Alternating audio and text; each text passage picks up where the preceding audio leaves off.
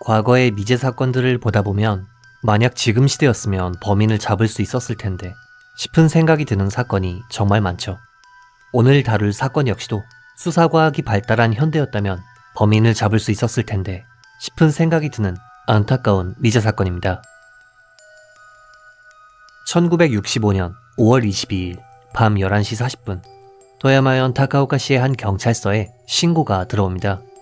신고를 한 것은 도야마의 한 건축자재 회사에서 전무를 맡고 있던 니시무라 케이이치씨로 그는 딸이 가정교사 아르바이트를 갔는데 귀가하지 않았다 라며 경찰에 실종 신고 및 수색을 요청했죠.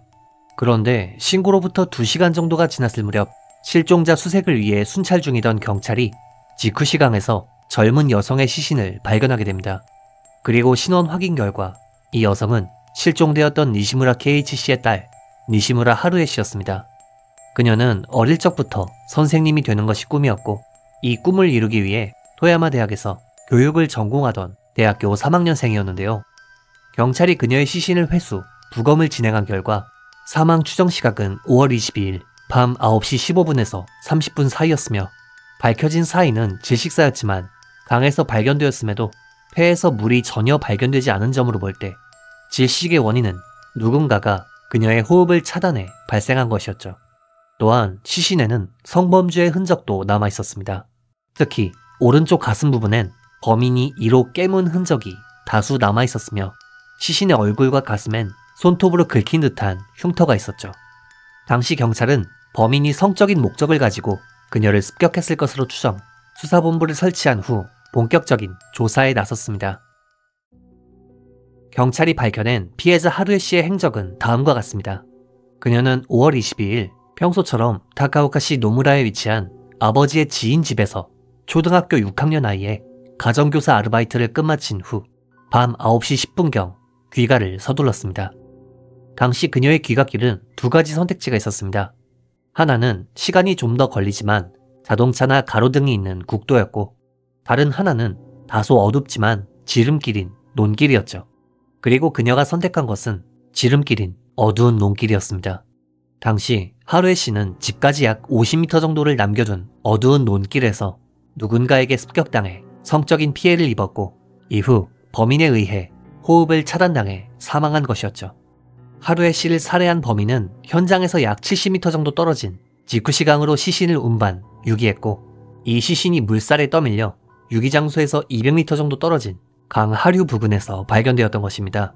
또한 범인이 이 과정에서 그녀의 손목시계를 훔쳤다는 점이 밝혀져 이 사건은 단순 살인이 아닌 강도, 살인사건으로 밝혀지게 되었죠.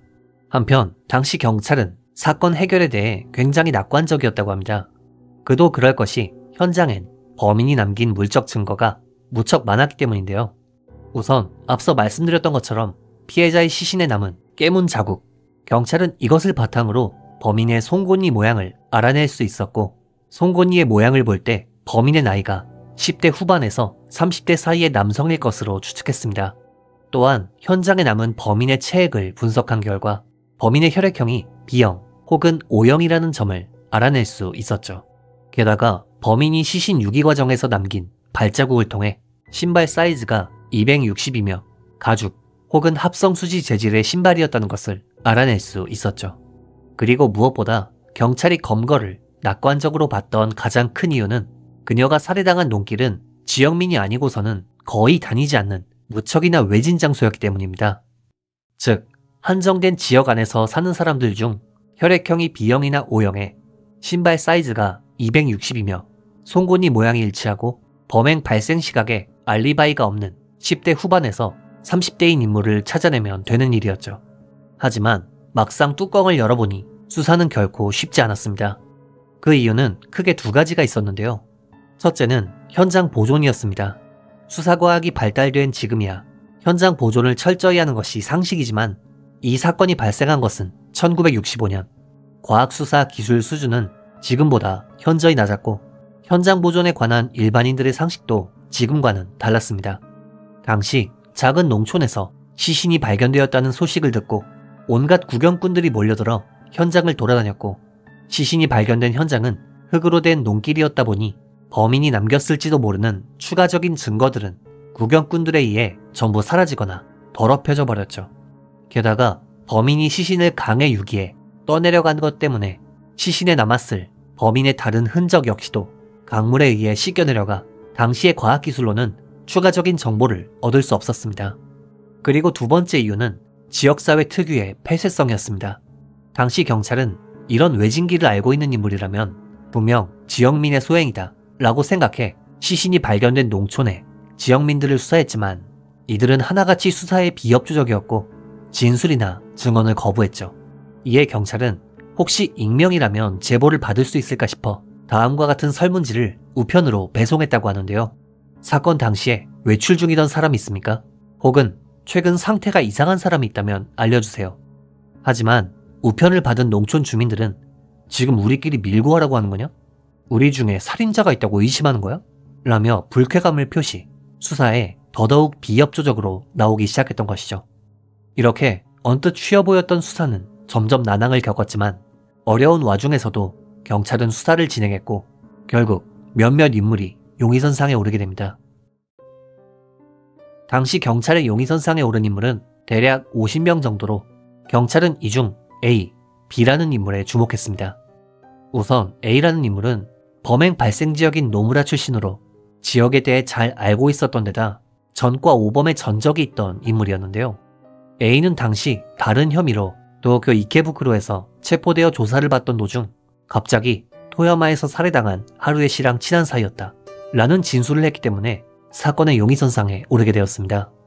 또한 그는 범행 발생 시기에 현장 주변에 위치한 친가에 살았으며 혈액형도 범인의 것과 일치했죠.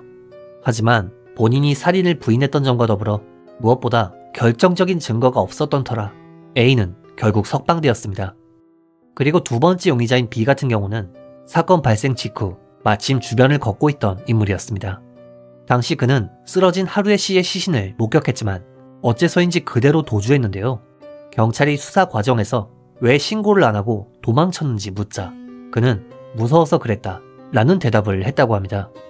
다만 B의 진술은 조금 미심쩍은 부분이 있는데요. 당시 범인은 범행 후 시신을 강으로 운반했는데 이 B라는 남성은 시신을 목격했다 라고만 진술했을 뿐 정말 범인은 보지 못했던 걸까? 하는 의심이 남습니다.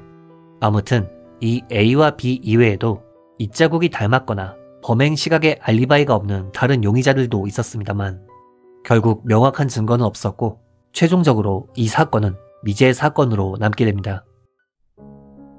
한편 사건 이후 하루에 씨의 부모님은 딸이 사망한 현장 근처에 사는 것이 고통스러웠던 모양인지 결국 효고현으로 이사를 갔지만 그녀의 어머니는 딸을 잃은 스트레스를 이기지 못하고 결국 심장마비로 세상을 떠나게 되었습니다. 이후 시간은 흘러 1980년 5월 22일 이 사건은 공소시효를 맞이하게 되었죠. 당시 피해자의 아버지는 언론과의 인터뷰를 통해 비슷한 사건을 뉴스에서 볼 때마다 딸 생각이 나서 슬픔이 북받쳐 올라옵니다. 단 한 번도 딸을 잊은 적이 없어요. 이런 사건에 공소시효라는 건 이해할 수 없습니다. 라는 말을 남겼습니다. 물론 지금이야 공소시효 제도가 폐지되었고 이 사건 역시 현대였다면 분명 범인을 검거할 수 있었을 텐데 싶은 쓸쓸함이 남는 사건이었습니다. 이번 영상 어떻게 보셨는지요? 피해자분의 명복을 빌며 영상을 마칩니다. 교미사였습니다.